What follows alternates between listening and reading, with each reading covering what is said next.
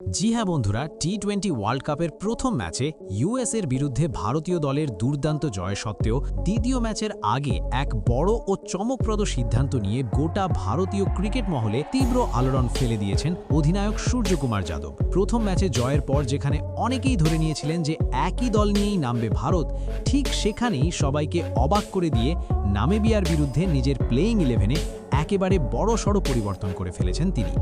বলা যায় প্রথম ম্যাচে যেসব খেলোয়াড় প্রত্যাশা অনুযায়ী পারফর্ম করতে পারেননি তাদের প্রায় সবাইকেই এই ম্যাচে বাইরে বসিয়ে দেওয়া হয়েছে।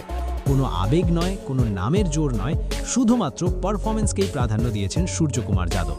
আর তাদের জায়গায় সুযোগ দেওয়া হয়েছে এমন কিছু ভয়ঙ্কর, আক্রমণাত্মক ও ঘাতক ক্রিকেটারকে যারা নিজেদের দিনে একাই ম্যাচের মোড় ঘুরিয়ে দিতে সক্ষম।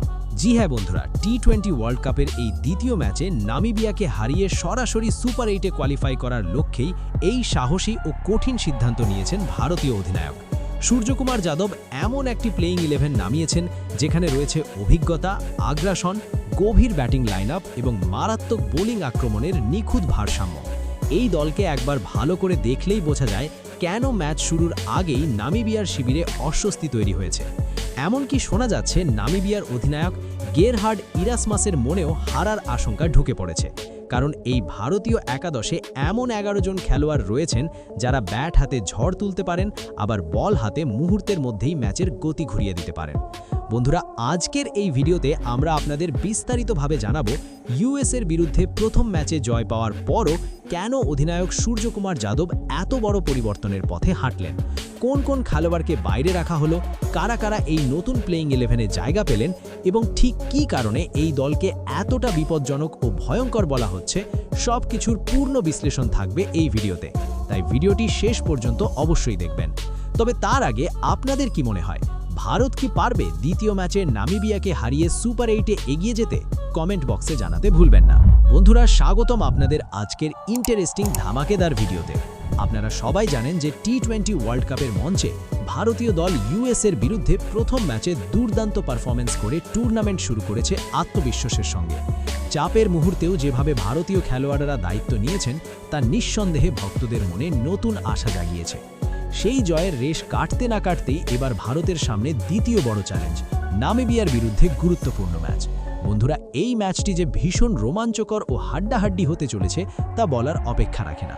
একদিকে নামিবিয়া চাইবে এই ম্যাচ জিতে টুর্নামেন্টে জয় দিয়ে নিজেদের অভিযান শুরু করতে, কারণ প্রথম ম্যাচেই জয় পেলে আত্মবিশ্বাস অনেকটাই বেড়ে যায়। অন্যদিকে ভারত চাইবে টানা দ্বিতীয় জয় এনে সুপার 8-এ কোয়ালিফিকেশনের পথ আরও মজবুত করতে এবং গ্রুপের শীর্ষে নিজেদের অবস্থান পাকাপোক্ত করতে। পরিসংখ্যানের বিচারে অবশ্যই ভারতের পাল্লা কিছুটা ভারী। আন্তর্জাতিক অভিজ্ঞতা, ব্যাটিং গভীরতা এবং বোলিং আক্রমণে ভারত অনেকটাই এগিয়ে। কিন্তু বন্ধুরা, নামিবিয়াকে একেবারেই হালকাভাবে নেওয়ার কোনো সুযোগ নেই, কারণ এটি আইসিসির বড় টুর্নামেন্ট, আর এই মঞ্চে ছোট দল বলে কিছু হয় না। এখানে সামান্য একটি ভুল, একটি বাজে সিদ্ধান্ত কিংবা এক মুহূর্তের অসতর্কতা পুরো ম্যাচের চিত্র বদলে দিতে পারে।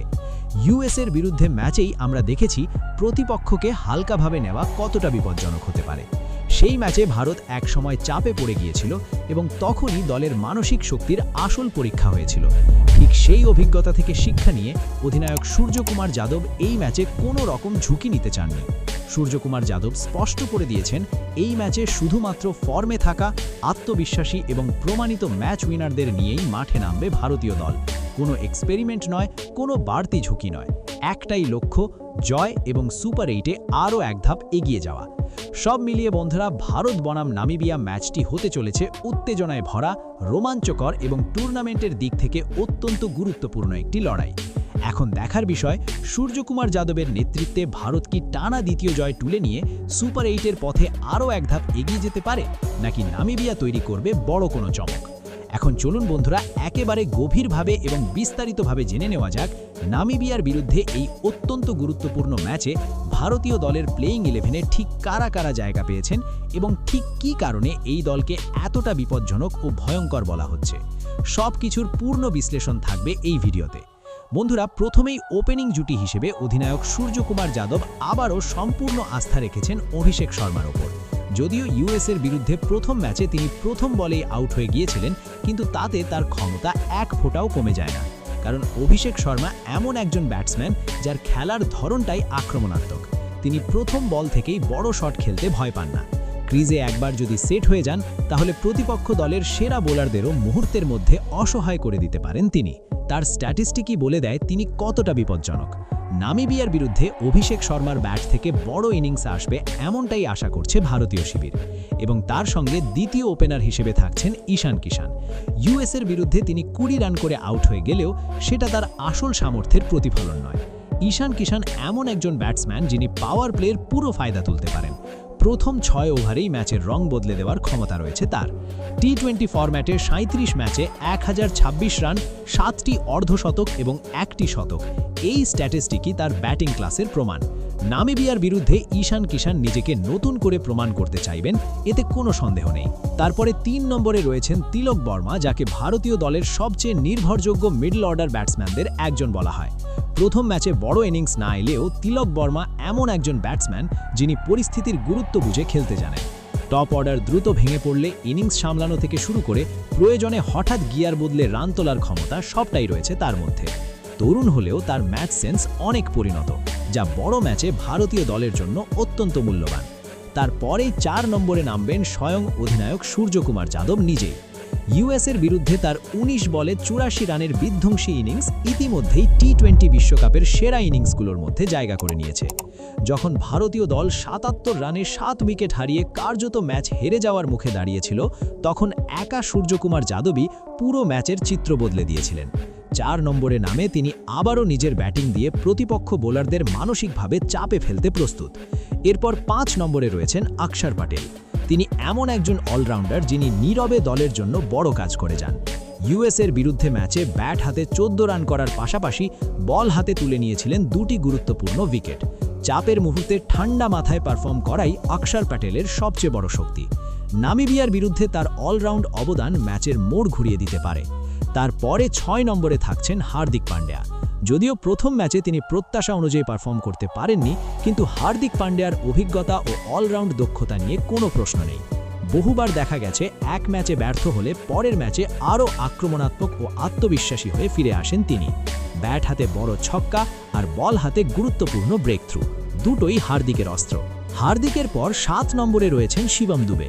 যদিও ইউএসের বিরুদ্ধে ম্যাচে তিনি ব্যাট হাতে প্রত্যাশা মতো পারফর্ম করতে পারেননি, তবে শিবম দুবেকে কখনোই হালকাভাবে নেওয়ার কোনো সুযোগ নেই। তিনি এমন একজন অলরাউন্ডার যিনি চাপের মুহূর্তে বড় শট খেলতে কোনো দ্বিধা করেন না। বিশেষ করে স্পিন ও মাঝারি গতির বোলারদের বিরুদ্ধে তার মারকুটে ব্যাটিং খুবই কার্যকর। শুধু ব্যাটিং নয়, প্রয়োজনে মাঝারি গতির বল হাতে গুরুত্বপূর্ণ সময়ে উইকেট তুলে নেওয়ার ক্ষমতাও রয়েছে তার।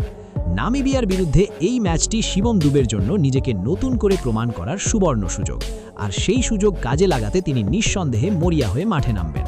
তারপর 8 নম্বরে ফিনিশার হিসেবে রয়েছেন রিঙ্কু সিং। প্রথম ম্যাচে বড় ইনিংস না এলেও অধিনায়ক সূর্যকুমার যাদব আবারও তার ওপর পূর্ণ আস্থা রেখেছেন, কারণ রিঙ্কু সিং মানেই চাপের পরিস্থিতিতে ঠান্ডা মাথায় ম্যাচ ফিনিশ করার এক অসাধারণ ক্ষমতা। শেষ কয়েক ওভারে যখন রান তোলাটা সবচেয়ে কঠিন হয়ে ওঠে, তখন রিঙ্কু সিং নিজের ধৈর্য, টাইমিং এবং নিখুঁত শট সিলেকশনের মাধ্যমে ম্যাচকে নিজের নিয়ন্ত্রণে নিয়ে আসেন। তার এই ফিনিশিং দক্ষতাই ভারতীয় দলের জন্য এক অমূল্য সম্পদ, যা নামিবিয়ার বিরুদ্ধেও বড় ভূমিকা রাখতে পারে। 9 নম্বরে থাকছেন মোহাম্মদ সিরাজ। দীর্ঘ সময় পর টি-20 ফরম্যাটে প্রত্যাবর্তন করেই তিনি প্রমাণ করে দিয়েছেন কেন তাকে ভারতীয় বোলিং আক্রমণের অন্যতম ভরসা বলা হয়। ইউএসের বিরুদ্ধে প্রথম ম্যাচেই তিনি তার আগুনে স্পেল প্রতিপক্ষ ব্যাটিং লাইনআপে তোলপাড় ফেলে দেয়। সেই ম্যাচে 3টি গুরুত্বপূর্ণ উইকেট নিয়ে তিনি একাই ম্যাচের গতিপথ বদলে দিয়েছিলেন। নতুন বল হোক বা ডেথ ওভার, সব পর্যায়েই কার্যকর হওয়ার ক্ষমতা রয়েছে সিরাজের। নামিবিয়ার বিরুদ্ধেও তার একটি বিধ্বংসী স্পেল ম্যাচের ভাগ্য নির্ধারণ করে দিতে পারে। এবং সব শেষে 10 ও 11 নম্বরে রয়েছেন আর্শদীপ সিং এবং বরুণ চক্রবর্তী। এই দুই বোলারের উপস্থিতিতে ভারতীয় বোলিং ইউনিট আরও ভারসাম্যপূর্ণ ও বৈচিত্র্যময় হয়ে উঠেছে। আর্শদীপ সিং পাওয়ার প্লে এবং ডেথ ওভারে নিখুঁত ইয়র্কার ও সুইং দিয়ে ব্যাটসম্যানদের চাপে ফেলতে পারেন। অন্যদিকে বরুণ চক্রবর্তী তার রহস্যময় স্পিনে যে কোনো ব্যাটিং লাইনআপকে বিভ্রান্ত করার ক্ষমতা রাখেন। মাঝের ওভারে উইকেট তুলে ম্যাচের গতি থামিয়ে দেওয়াই তার বড় শক্তি। এই দুজন থাকায় ভারতীয় বোলিং আক্রমণ আরও ধারালো হয়ে উঠেছে। সব মিলিয়ে বন্ধুরা, নামিবিয়ার বিরুদ্ধে ভারতীয় দলের এই প্লেইং 11 শুধু শক্তিশালী বললে কম বলা হবে। অভিজ্ঞতা, আগ্রাসন, অলরাউন্ড গভীরতা এবং ম্যাচ জেতানোর মানসিকতা সবকিছুর এক নিখুঁত সমন্বয় দেখা যাচ্ছে এই দলে। এখন একটাই বড় প্রশ্ন, মাঠে নেমে কি এই দল নামিবিয়ার উপর পুরোপুরি আধিপত্য বিস্তার করতে পারে এবং আত্মবিশ্বাসের সঙ্গে সুপার 8-এ নিজেদের জায়গা নিশ্চিত করতে পারে? কমেন্টে আপনার মতামত জানাতে ভুলবেন না। ভিডিওটা ভালো লাগলে লাইক করুন, শেয়ার করুন আর চ্যানেল সাবস্ক্রাইব করুন। ধন্যবাদ সকলকে। জয় হিন্দ।